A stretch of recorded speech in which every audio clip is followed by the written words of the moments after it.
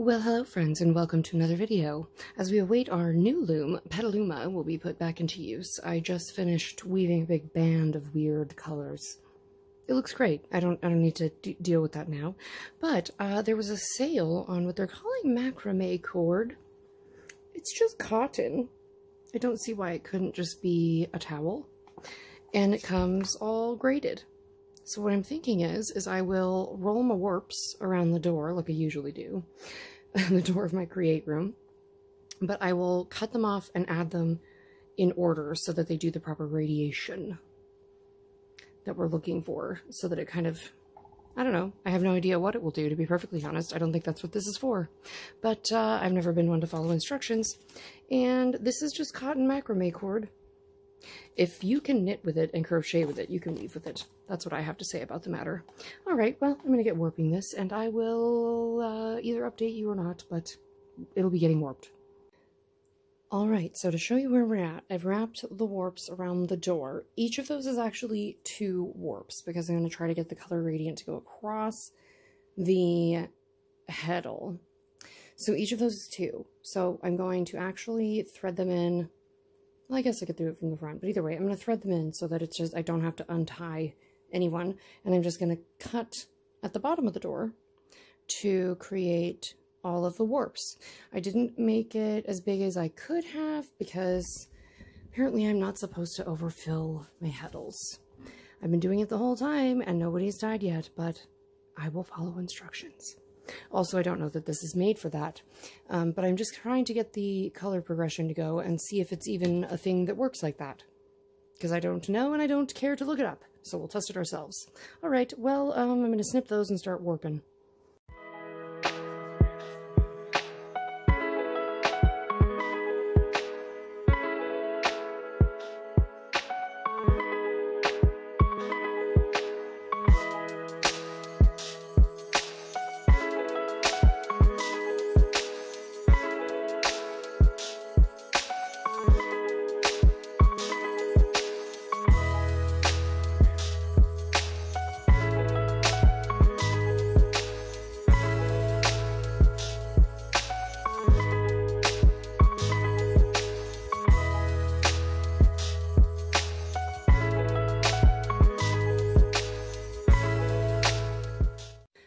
Alright, well, we're all warped up. This was considerably faster than doing it with the wool that grabs onto its friends as you try to separate it and untangle it from itself. So the cotton went way faster.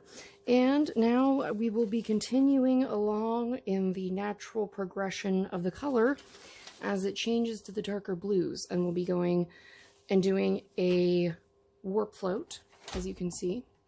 And I have, if you look, I have actually skipped the first 2 on most of these and skipped the last 2, because otherwise you get a warp float right at the edges. And that can make it curl around because it doesn't have the same support system as like a plain weave at the edge. So you're going to want to skip those outer ones if you're going to do a warp float. And now we shall begin. Let us weave.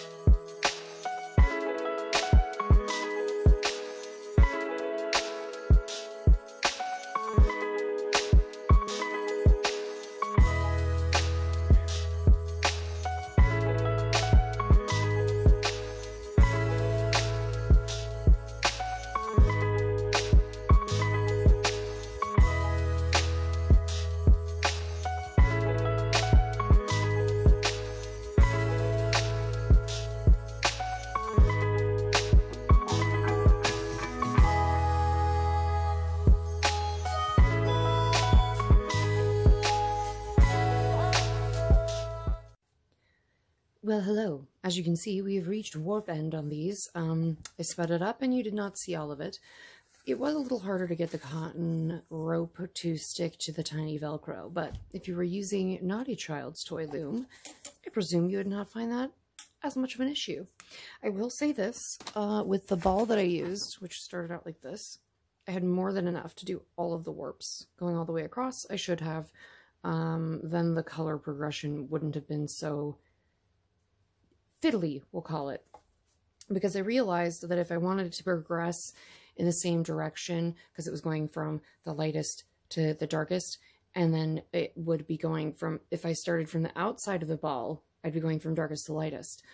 But then also, if I just wound it on, I'd be doing it like starting and stopping in between. And so I'd unroll the whole thing and then roll it back on to the shuttles to make it make sense. Anyway, that's neither here nor there, but just so you know, if you're trying to do something specific with this, best of luck to you. Better to go with just randomness.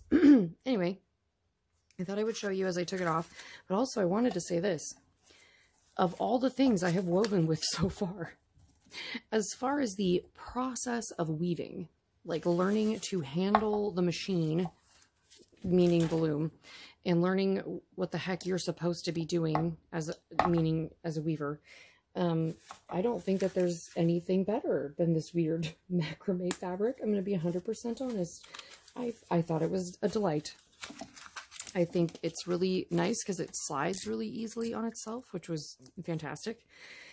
I've had problems in the past with like the wool like gripping itself as it like crosses over and then getting stuck, and then you miss warps. This slides like a dream on the plastic, and it is really stiff, so you can tension it pretty tight, and you can tell very quickly if you have mistensioned something.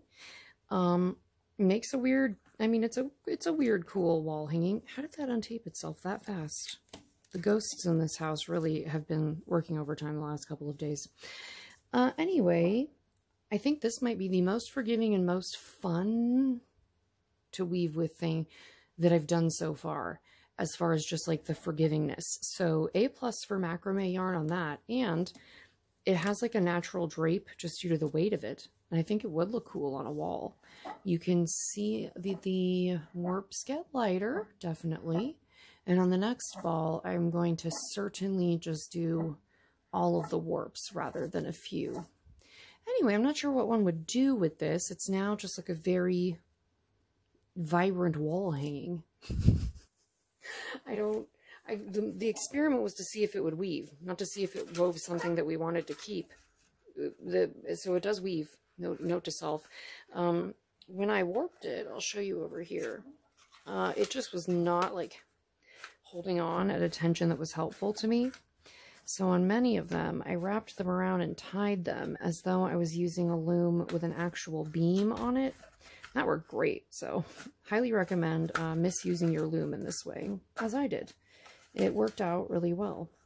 Anyway, I think I'm going to just continue on with this video of macrame warp and loom testing. I think that this is a really, really good way to learn. If you are going to get yourself a loom, and or you just want to have something that's really forgiving for your kids to use, I think this is a great option. It's also pretty cheap. I think it was like $10 or $11 for the roll, and I will link the product description below. Not sponsored, but if you would like to click the link, it helps me as a wool artist. I think the grand total I've ever gotten is like $3 in 1 month, so we're not talking like massive revenue here, people, but every little bit counts. Anyway, all right, here she is. Oh, look, I pulled it so tight, I actually moved the stuck down Velcro. We're gonna have to mush that back into place. Well, now you know how tight you can pull that. Not that tight. Not as tight as I pulled it anyway. All right, so here is our first attempt with the macrame rope. All right, I'm gonna warp up the other one because why the heck not? And now we have this. I don't know, I guess a cat could roll around on it. I could just keep adding them together and make a really weird rug. Never thought I would now have too much fabric that I made myself. That was not a problem I predicted. Anyway, we'll leave this, move on, and I'm going to start with this one, and we'll see what happens. All right, let us begin. Okay, so we're all warped up here. I did take the added step. If you happen to have the Easy Weaver loom, this is only applicable to this loom. If you have another loom, you probably don't have to do this, but this one uses an ingenious strip of Velcro to hold this on. And I tried to go as speedily as I could, as though I was like a heckled parent or Montessori school teacher with rabid children surrounding me who just want to weave. And so I tried to do it as quickly as I could. I got it done in probably 35 minutes, I would say. Not totally unreasonable. Probably could get faster. But I also, for my own sanity, added a piece of painter's tape that just barely overlaps the cotton here. And that is primarily for when I unroll it, not when I'm starting to roll it.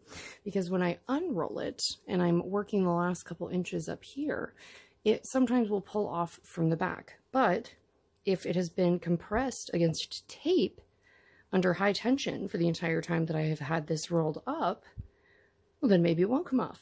And if it does, well, then I won't do that again. And if it doesn't, well, then we learned something new, didn't we? Anyway, I'm going to start rolling up all the excess here. And this is what we have left of the ball. So this is all one set of warps, and the rest is all for weaving.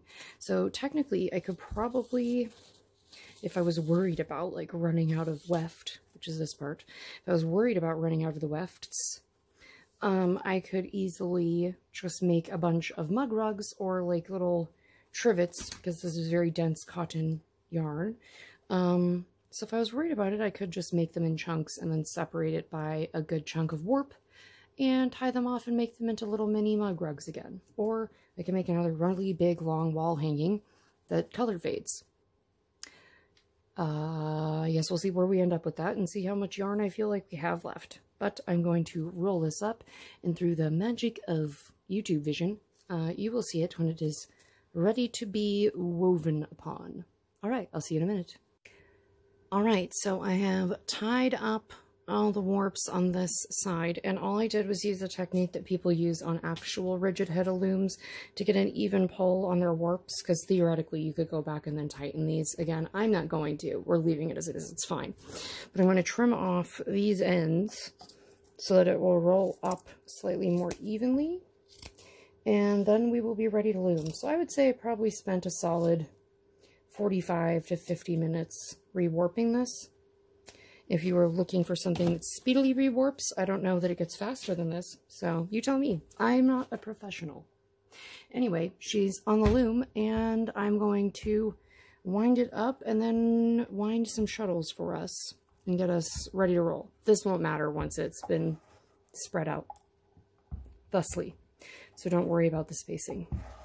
That will go away shortly. All warped up with no place to go. Well, we're kind of going. Anyway, I'm going to warp float this one again. That's not all insane. Anyway, remember, when it's in the down position, if you want to do your warp float, skip the outer two so that you won't have warp floats all the way to the edges. And it makes your edges all rumply.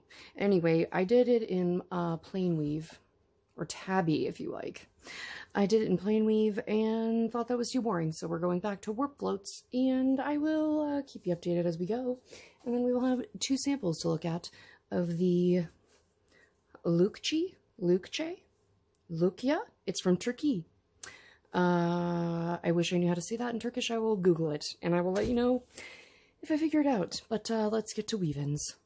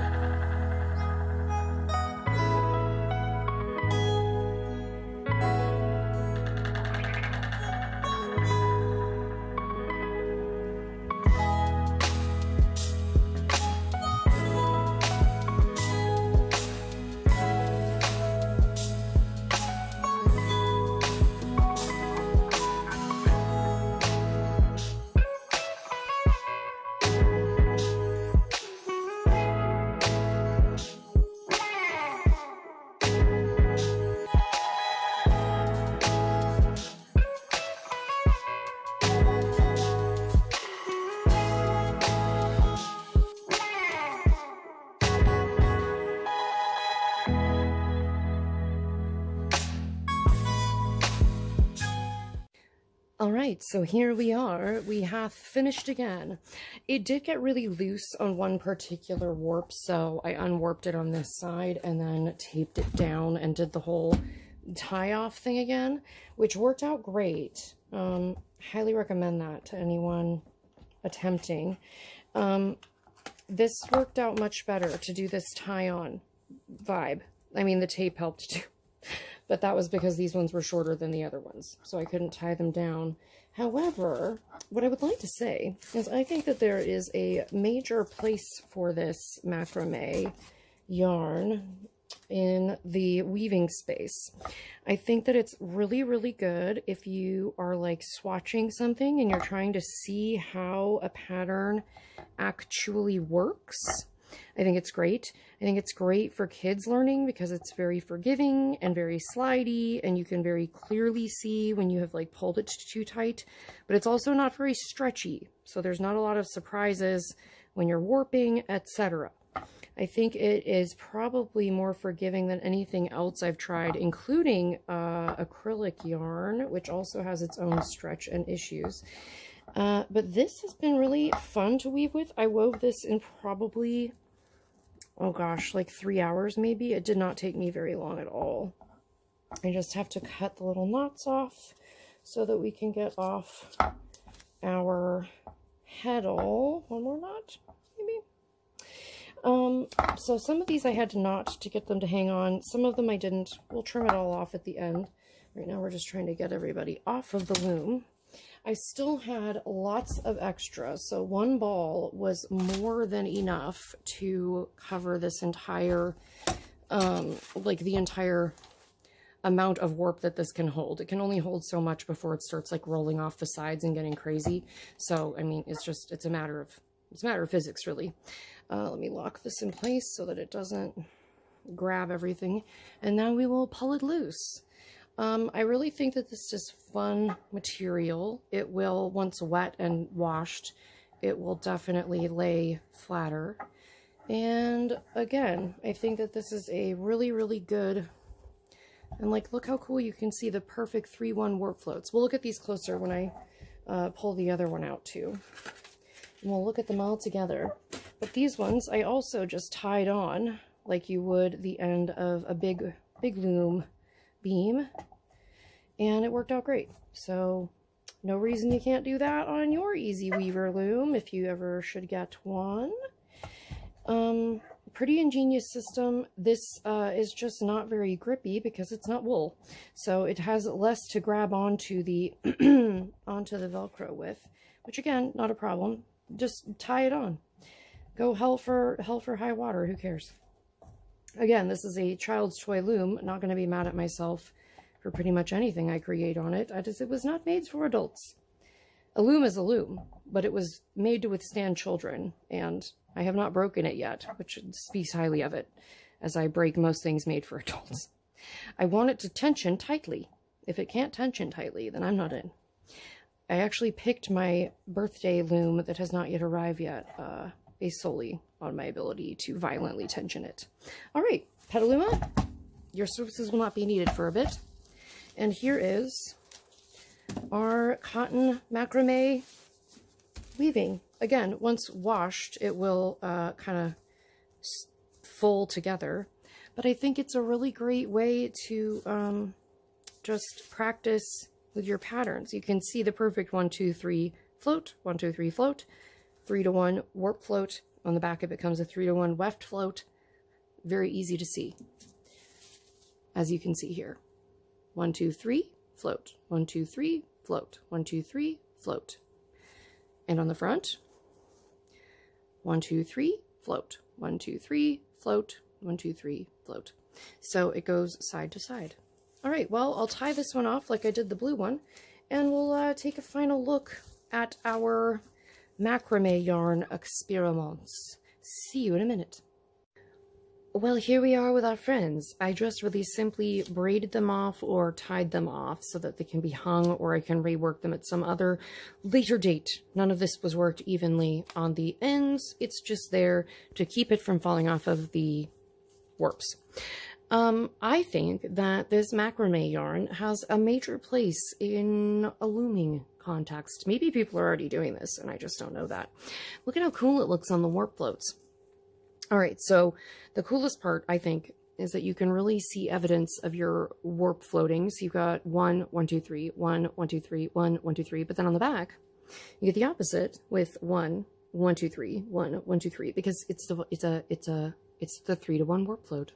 Look at that. It makes it very obvious what you are doing. So for training purposes, if you are teaching someone a new pattern, or if you're trying to invent a new pattern, I mean, look at how clear that is. It's crisp. You can really see it. And look, where I doubled over the thickness of the weft, it got really weird looking. It made it really bold. Maybe it would have been better to do it all with dark weft rather than having it variegate itself. Anyway, that's neither here nor there, I suppose. But I'm very impressed with how this all worked out. It hasn't been washed, so it will get more even if I wash it. But, like, think about it. You could weave your own chair backs. Go buy yourself some of those horrible, painful chairs from the 1980s that everyone used to have. Look, here again, you can see all of the weft floats opposite of the warp floats. So fascinating to me. Even cooler on this side. But imagine, you could make yourself, like, new chair backs for a vintage chair by weaving. Or, to be perfectly honest, this is quite scrubby feeling. And with the warp floats, you get a lot of texture. So you could make this into like a back exfoliator if you felt so inclined. You know, your results may vary on that, and I'm not going to do that, but you could. It's cotton and it's scrubby. I'm just saying. You could use these for any number of like really rough towels. Look at all the texture. So fun. Well, anyway, highly recommend that. I will link the product in the comments below. And if the question was, will it weave? It sure as heck will. Looks great. Make some weird wall hangings in like a baby nursery or something. Also, I was thinking that on these warp floats, you could then insert a thing. You could like hang a thing off of there, off that little loop-de-doodle. Or you could like crochet onto those loop-de-doodles. Then what would happen? Nobody knows. I don't, because I'm not going to do that. But if you wanted to try, and someone wants to try weaving up a warp float, or, you know, casting on in crochet, stuff could get real weird there. You can make hyperbolic ruffles all the way up the side of your whole scarf. I shouldn't give away so many ideas. Anyway, let me know if you do that, and I hope to see you in my next experiment. I don't know how you got here, but I'm glad you're here, and I hope to see you in the next one. Bye!